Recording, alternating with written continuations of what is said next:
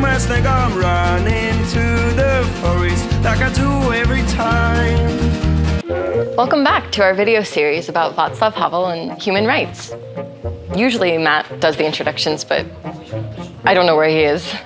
Anyway, today we're going to talk about Václav Havel's fight for democracy in his presidential period. Matt, where have you been? Just leaving for the books. Of course. Well, I wanted to tell you, I think you've made a lot of progress as a history guide, so why don't you go? The floor is yours.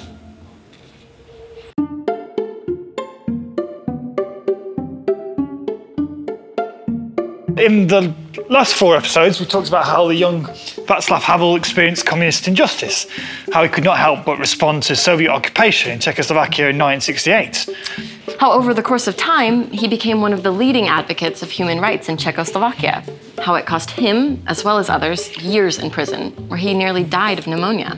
How a small group of dissidents, headed by Havel, tirelessly defended freedom for many years and inspired society, through Havel's leadership, to overthrow the totalitarian communist regime, without even a shot being fired.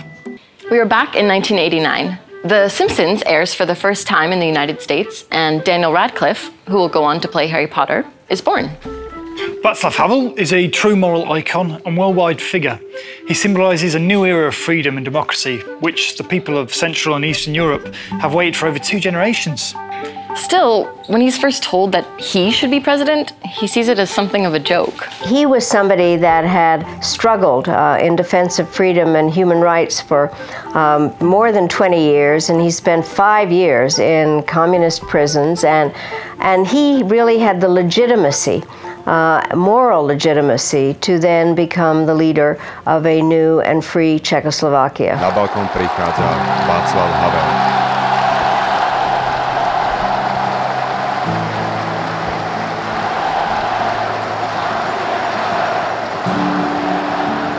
6 weeks after the Velvet Revolution, Havel is unanimously elected Czechoslovak president.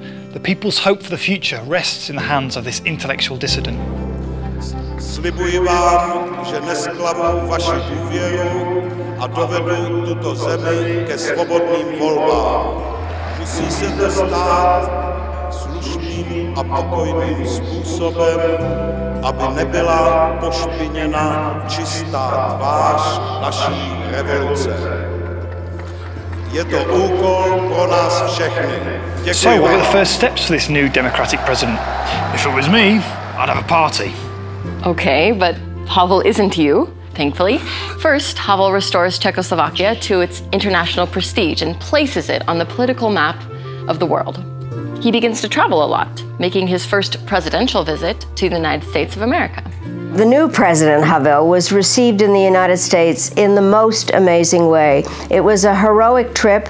People were thrilled to see him. He spoke at a joint session of Congress. In the US Congress, he gives a speech before the most powerful people in America and surprises them a lot. They'd never seen his revolutionary peace sign before, had they? No.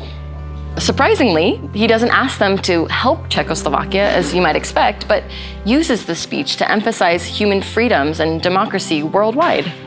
Nejvíc nám pomůžete, když pomůžete Sovětskému svazu na jeho sice nezvratné, ale přesto nesmírně komplikované cestě k demokracii. Even as a president and statesman, Havel does not forget about the importance of human rights, especially in undemocratic countries, and actively works for the peaceful future of Europe and the world.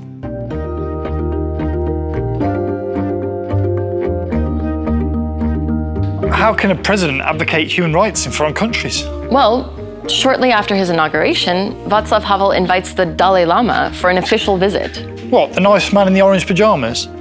Yes, the man in the orange pajamas, as you put it, is a spiritual leader of Tibet, and it's a country plundered by communist China. At the time, Havel is the only statesman who dares to do it, and only after him did others do the same. So by receiving the Dalai Lama, Havel is helping advocate human rights? Yes, he's advocating the human rights of the Tibetans who suffer from lack of freedom in China, just as the Czechs suffered before. Okay, well, that takes us up to 1991. Havel is at the height of his popularity. Right, and everyone is expecting him to be awarded the Nobel Peace Prize. But instead of himself, he nominates the imprisoned leader of the Burmese opposition, Aung San Suu Kyi, who, like Havel, was placed in prison because of what she believed in a country that also denied freedom and democracy. Then Havel's nomination is taken seriously, and Suu Kyi is awarded the Nobel Prize. After her release, in a moving happy end following 15 years under house arrest, she's voted to become leader of her country.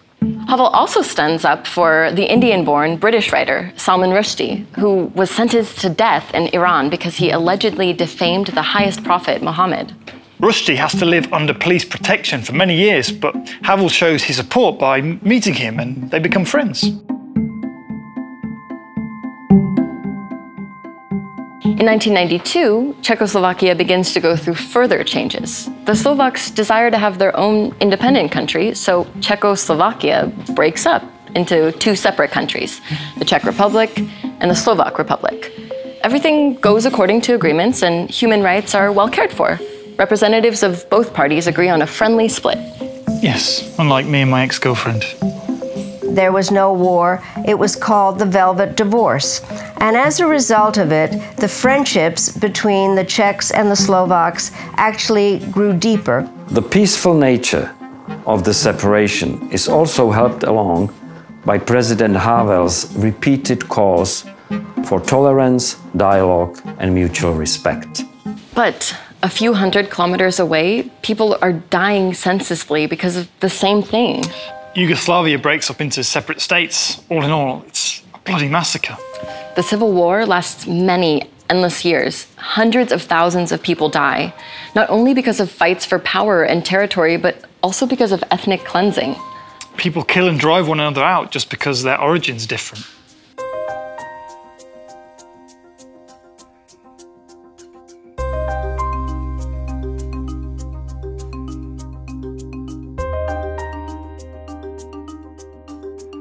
For Havel, it's immoral just to merely watch the war in Yugoslavia and do nothing.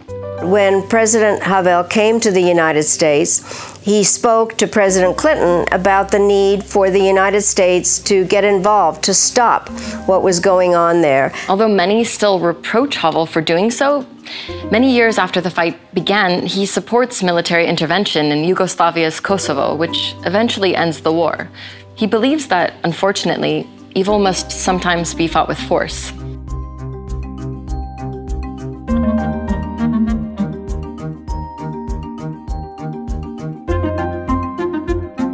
Václav Havel continues to pay attention to human rights in other countries, such as the former Soviet Union, Cuba, or China.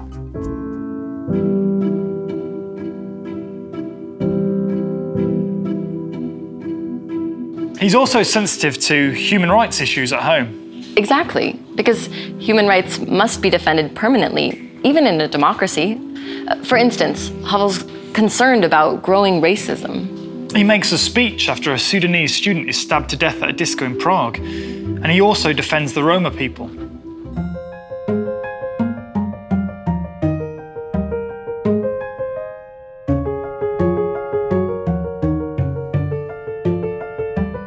The more we talk about him, I feel like he was quite an unusual president, wasn't he? Yeah, and I'm impressed how you've learned to read the history between the lines. And I think you're right. He was governed not by interests, but by principles. We don't see this very often in politics. Well, we'll talk about that in the next episode, won't we? You've got it. See you next time.